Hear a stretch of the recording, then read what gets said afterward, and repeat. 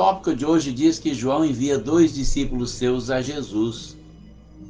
Nós vamos compreender a repercussão disso, não na vida dos apóstolos, mas na nossa vida, como isso chega até nós, né? Porque Jesus chegou ali, foi no lugar, fez uma maravilha, foi no lugar, fez a outra maravilha, ressuscitou o morto, curou uma pessoa que estava moribunda, e de repente, então, os discípulos de João, aquelas pessoas que seguiam João Batista lá nas margens do Rio Jordão, onde ele batizava depois que ele foi preso, essas mesmas pessoas foram contar para ele o que estava acontecendo e receberam dele uma missão. Diz assim o texto sagrado: os discípulos de João anunciaram-lhe todas essas coisas, e João, chamando 2 dos seus discípulos, enviou-os a Jesus, dizendo: és tu aquele que havia de vir, ou esperamos outro? Olha, irmão, o significado dessa palavra na nossa vida.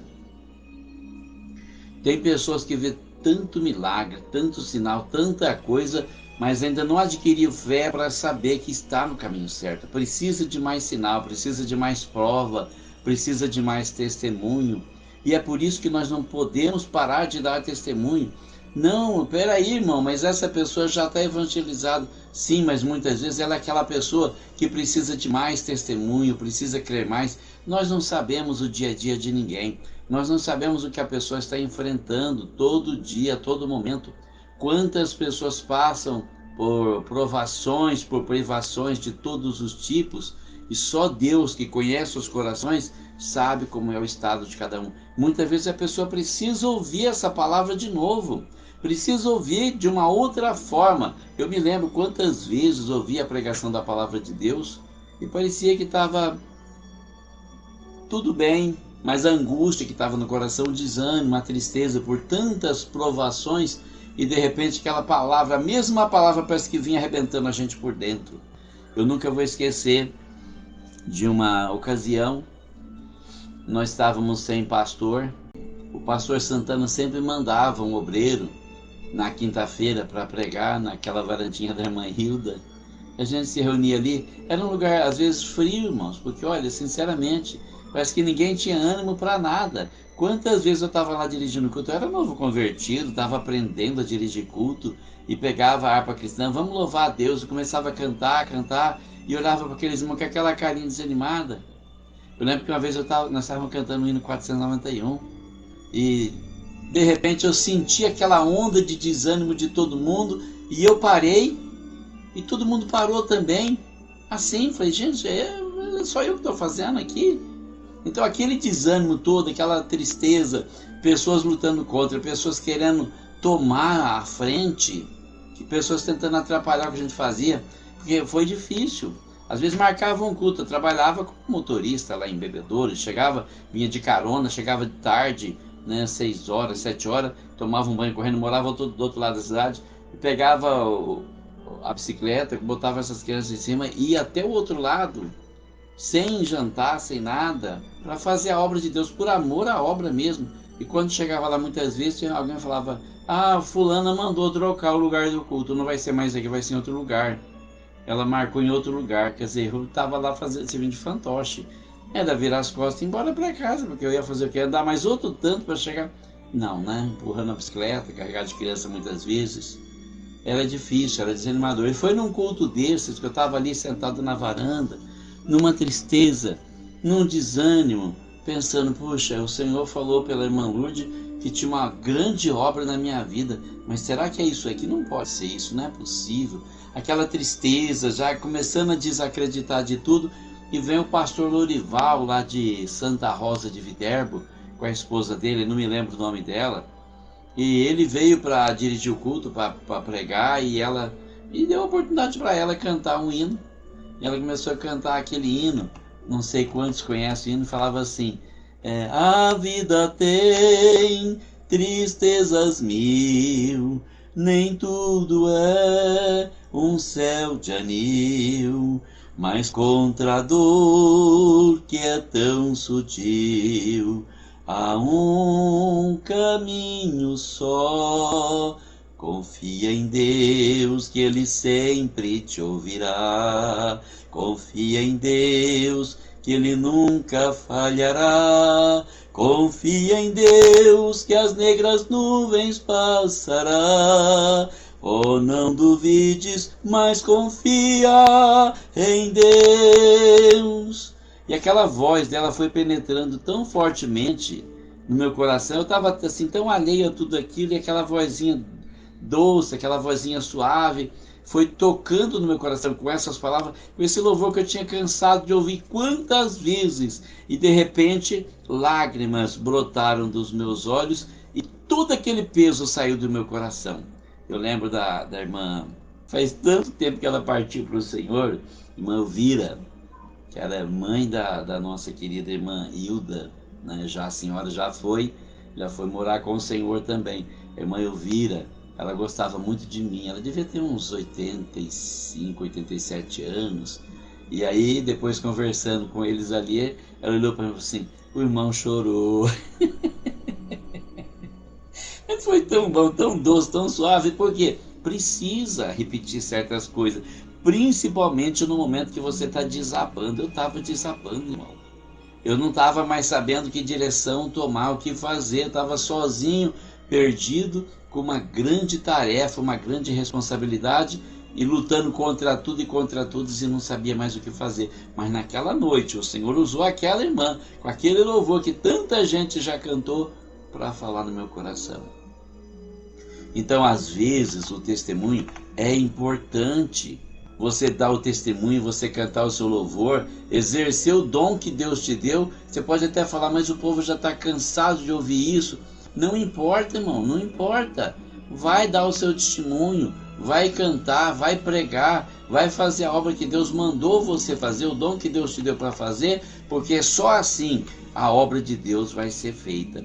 Então, olha só, João, que era um grande profeta, porque Jesus disse que dos nascidos de mulher não havia ninguém maior do que João Batista. Esse João Batista manda 2 dos seus discípulos até Jesus para perguntar: você é aquele que havia de vir ou esperamos outros? Eles estavam esperando o Messias. Ele viu que Jesus, que ele batizou, estava fazendo uma obra tremenda, curando enfermos, ressuscitando mortos, evangelizando os pobres, fazendo a obra de Deus. Então bate a dúvida: eu estou para morrer, estou nesse cárcere, vou morrer a qualquer momento. Será que eu perdi meu tempo pregando o evangelho? Será que eu gastei minha vida em vão?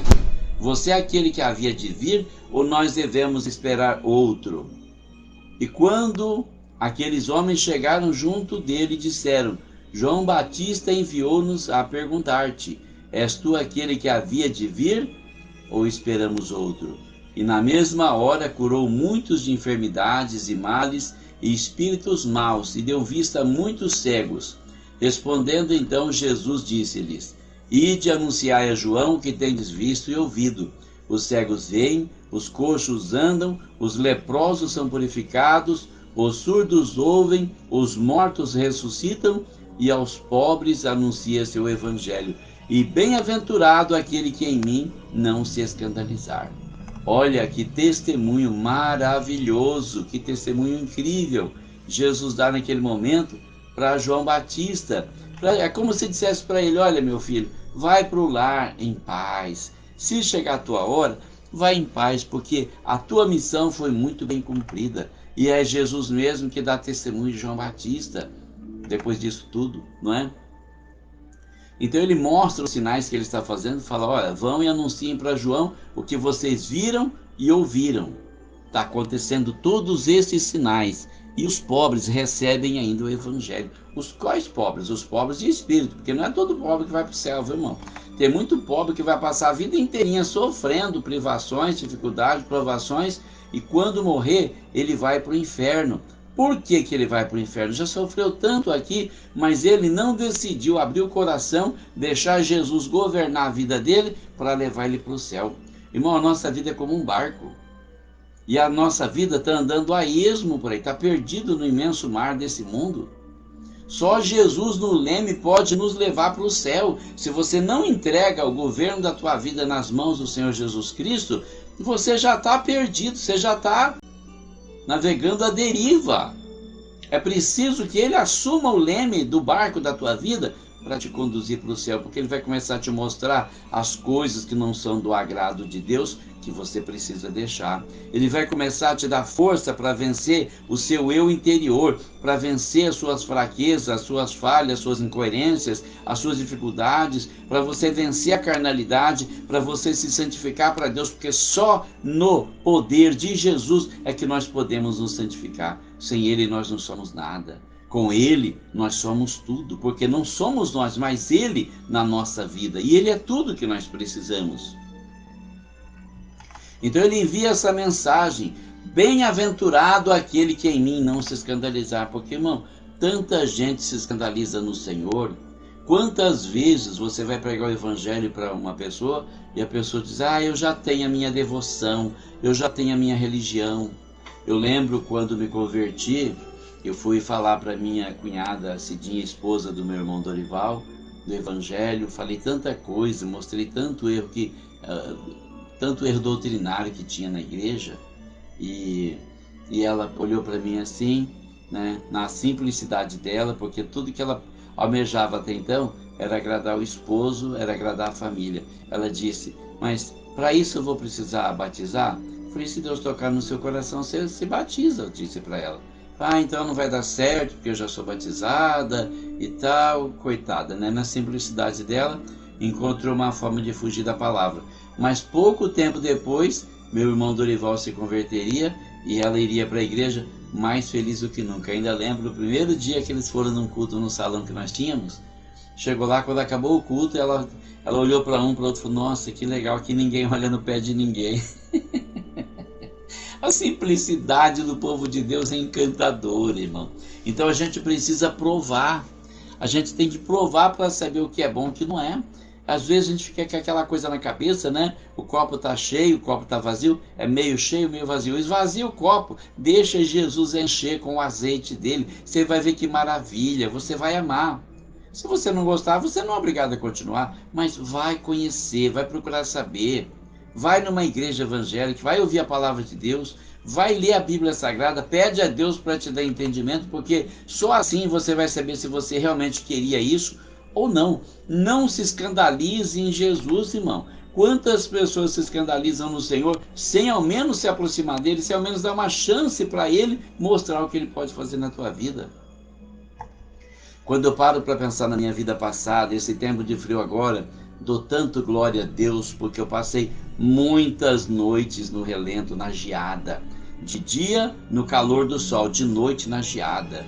E era tanto frio, um frio histórico que aconteceu nos anos 80, e eu ficava lá das 6 da tarde às 6 da manhã, no relento, marcando viagem de caminhão de vinhaça para ganhar pouco mais de salário mínimo. Olha como que o mundo escraviza a gente, olha como que o inimigo escraviza a gente. Eu ficava lá e às vezes já estava cansado, com sono, com muito frio, e pensava: puxa, será que já é 3 horas da manhã, 4 horas da manhã? Olhava no relógio que eu trazia, era 9 horas da noite. Ou seja, tinha a noite inteirinha pela frente ainda para poder pensar em ir para casa, deitar um pouquinho, descansar e fugir daquele frio terrível. Mas o que aconteceu? Logo em seguida, pouco tempo depois, foi no ano de 85, o Senhor tocou no meu coração e disse: peça a demissão e saia desse emprego. E eu saí, contrariando muita gente que não queria que eu saísse, mas eu saí daquele emprego. E um ano depois ele abriu uma porta para mim como motorista de caminhão. Registrei minha carteira e dali eu fui levado para a Flutesp, onde eu trabalhei uns 4 anos. E saí da Flutesp, depois enfrentei um grande desemprego, uma temporada, porque era a forma também que o Senhor encontrou para me levar de volta para a escola. Foi durante aquele desemprego que eu decidi fazer um curso de supletivo. Comecei ali no 6º ano, ia até o 9º ano, mas acabei indo até o 3º ano do colegial. Participei daquele concurso de redação a contragosto, eu não queria participar, fui induzido pelo Espírito de Deus. Venci o concurso de redação em primeiro lugar, ganhei aquele computador, e naquele computadorzinho, um 386 preto e branco, o Senhor abriu a minha mente e plantou a informática. Eu nunca fiz curso. O Senhor me ensinou informática. Fui professor de computação há mais de 12 anos. Trabalhei em escola particular, escola pública, prestando serviço para a prefeitura, dando aula de computação para professores e funcionários da rede municipal. Olha que coisa! Nunca fiz um curso, mas o Senhor me deu tanto a sabedoria e o conhecimento, como a didática para ensinar também. E me levou para a faculdade, e mesmo eu tentando parar, tentando sair, fiquei 6 anos sem fazer faculdade, ele criou uma circunstância, me levou de volta e fez com que me formasse. E no mesmo ano que eu me formei, prestei o concurso no qual me efetivei. Já está fazendo 18 anos que eu dou aula de português e literatura. Escrevi 18 livros e publiquei. Irmão, se isso não for obra de Deus, fala para mim o que é. Só que a minha vida, quem estava no leme dessa vida, era Jesus, esse capitão que não erra o caminho. Ele vai sempre no caminho da vitória, ele vai sempre no caminho do sucesso, ele sempre vai no caminho de fazer uma grande obra na tua vida. Entrega o leme da tua vida na mão do Senhor, fala: Senhor, dirige a minha vida. Eu não vou me escandalizar no Senhor. Aconteça o que acontecer, eu não vou murmurar, eu não vou reclamar, eu não vou falar mal, eu só vou falar que o Senhor é maravilhoso. Olha a obra que Ele fez na minha vida, irmão. Deixa o Senhor fazer a obra na tua vida. Dá uma oportunidade para Ele, para você ver o que Ele é capaz de fazer na tua vida. Você não tem noção da mudança, da transformação que Ele vai operar na tua vida ao longo do tempo. Porque no lema da tua vida vai conduzir o teu barco direitinho pelo caminho do sucesso e vai te levar para morar no céu. Não tem como errar, Ele não erra. Nós precisamos entender que essa é a obra de Deus. Ele apenas precisa que você confie nele, que você entregue a sua vida nas mãos dele. E os discípulos de João observaram aquilo, ouviram atentamente as instruções e se retiraram. Tendo se retirado os mensageiros de João, começou a dizer à multidão acerca de João: que saístes a ver no deserto? Uma cana abalada pelo vento? Mas que saístes a ver um homem trajado de vestes delicadas? Eis que os que andam com vestes preciosas e em delícias estão nos palácios reais. Mas que saístes a ver? Um profeta? Sim, vos digo, e muito mais do que profeta. Este é aquele de quem está escrito: eis que envio o meu anjo diante da tua face, o qual preparará diante de ti o teu caminho. E eu vos digo que entre os nascidos de mulheres não há maior profeta do que João Batista, mas o menor no reino dos céus é maior do que ele. E todo o povo que ouviu, e os publicanos, tendo sido batizados com o batismo de João, justificaram a Deus. Mas os fariseus e os doutores da lei rejeitaram o conselho de Deus contra si mesmos, não tendo sido batizados por ele. E disse o Senhor: a quem, pois, compararei os homens desta geração, e a quem são semelhantes? São semelhantes aos meninos que, assentados nas praças, clamam uns aos outros e dizem: nós vos tocamos flauta e não dançastes, cantamos lamentações e não chorastes, porque veio João Batista, que não comia pão nem bebia vinho, e dizeis: tem demônio. Veio o Filho do Homem, que come e bebe, e dizeis: eis aí um homem comilão e bebedor de vinho, amigo dos publicanos e dos pecadores. Mas a sabedoria é justificada por seus filhos.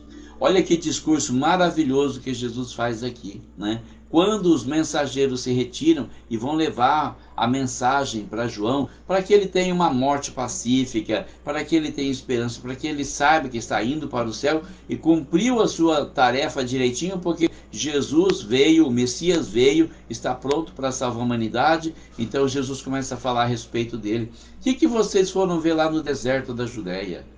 Tinha uma cana abalada pelo vento? Não, não tinha. O que era? Um homem trajado com roupas finas? Não, não tinha. Então, o que? Porque quem se veste bem está no palácio dos reis, não está no deserto. Mas o que vocês foram ver? Um profeta? E aí ele confirma: muito mais do que um profeta. Muito mais. Esse é aquele que cumpre a profecia de Malaquias: eis que envia o meu anjo diante da tua face, o qual preparará diante de ti o teu caminho. Observem como o caminho de Jesus foi preparado por João Batista. João Batista veio batizando em água. Não se fala em batismo com água antes de João Batista. Não se fala. João Batista veio abrir um caminho para o Senhor passar. E o Senhor veio logo em seguida, depois de ser batizado, para cumprir toda a justiça, como ele mesmo disse para João. Ele vem e então ele começa a batizar com água, para que Jesus depois possa continuar e traga o batismo, que simboliza um novo nascimento. O batismo simboliza o sepultamento do homem velho. Entrar na água e sair não significa nada, mas se você tem fé para ser batizado, que está sendo transformado numa nova criatura, então no batismo você recebe a unção para ter uma nova vida no Senhor. E João Batista preparou direitinho o caminho do Senhor, e Jesus dá testemunho dele dizendo: não existe homem nesse mundo ou no outro que seja maior profeta do que João Batista. Olha que testemunho maravilhoso. Quem dera que o Senhor desse testemunho parecido a respeito de mim e de você. Mas para isso nós precisamos fazer a obra de Deus, irmão. É uma ambição que sempre tomou conta do meu coração. Quando eu comecei a ler o Antigo Testamento e eu via Deus chamando Abraão de meu amigo, eu falei: meu Deus, como eu gostaria de ser amigo de Deus, mas sou tão falho, tão pecador, tão cheio de fraquezas, de falhas, de incoerências. O que eu posso fazer? O que é que eu posso dizer? Eu só devo me entregar nas mãos do Senhor e deixar Ele fazer o que Ele achar melhor na minha vida. Nós precisamos nos esforçar. O meu corpo hoje, todo o meu ser está pedindo para tomar um banho, pegar aquela cama e dormir. Mas eu falei: eu não posso negligenciar. Eu não sei quanto tempo eu tenho na terra, mas o tempo que eu tenho, preciso exercer o ministério que o Senhor me deu. É maravilhoso. Esse fim de semana foi difícil, nós trabalhamos no sábado, porque tínhamos que repor uma aula, então não tive fim de semana. Domingo levanto de manhã, vou para Morro Agudo para a escola bíblica, que nós estamos ajudando a estabelecer aquela igreja, e graças a Deus está indo muito bem, está sendo muito abençoado, e então foi difícil, sabe? E você chega numa idade que muitas vezes você só precisa de um pouco de descanso. Mas eu vou descansar no reino dos céus. Aqui eu estou para fazer a obra de Deus, não é para descansar. Eu não estou aqui para parar, para ficar olhando as pessoas que precisam de uma palavra, pessoas que precisam de um conselho, de uma oração, de uma confirmação. Eu estou aqui para fazer a obra. E fico feliz porque um dia desses, a irmã Leonice disse para mim que eu cheguei na hora certa, fui mandado por Deus, porque o pastor Lorival precisava dessa ajuda. Eu disse: glória a Deus, graças a Deus que eu estou sendo necessário aqui, porque passei por tantos lugares onde não faria a menor falta, e as pessoas sempre deixam isso claro: aqui você não faz a menor falta, não precisamos de você. Mas, irmão, se eu fui chamado por Deus, o Senhor tem um trabalho para mim, e eu quero fazer esse trabalho. E Jesus diz que o povo que ouviu o João Batista, os publicanos, a classe mais baixa dentre o povo, foram batizados e deram glória a Deus. Mas os fariseus, que eram os religiosos, os doutores da lei, aqueles que eram os entendidos na lei de Moisés, eles não se arrependeram, eles rejeitaram o conselho de Deus, eles não quiseram ser batizados, não aceitaram a doutrina que João Batista trouxe. E você para pensar muitas vezes quantas pessoas na igreja, no ministério, passa por cima dos outros, atropela as pessoas, se sentem deuses, se sentem no direito de humilhar as pessoas por um motivo ou por outro, principalmente os mais pobres. Olha, irmão, que tristeza, né? Jesus está dizendo aqui que essas pessoas tomaram conselho contra si mesmos, rejeitaram o conselho de Deus contra si mesmos. E aí ele faz uma comparação. Essa comparação é muito interessante, porque olha o que ele diz aqui, ó: nada tá bom para esse povo. Você pode fazer 1000 coisas boas para esse povo, eles não vê, não reconhece, não agradece, mas fica procurando defeito para te acusar. Estão falando isso a respeito das pessoas que não se sentem satisfeitas com nada.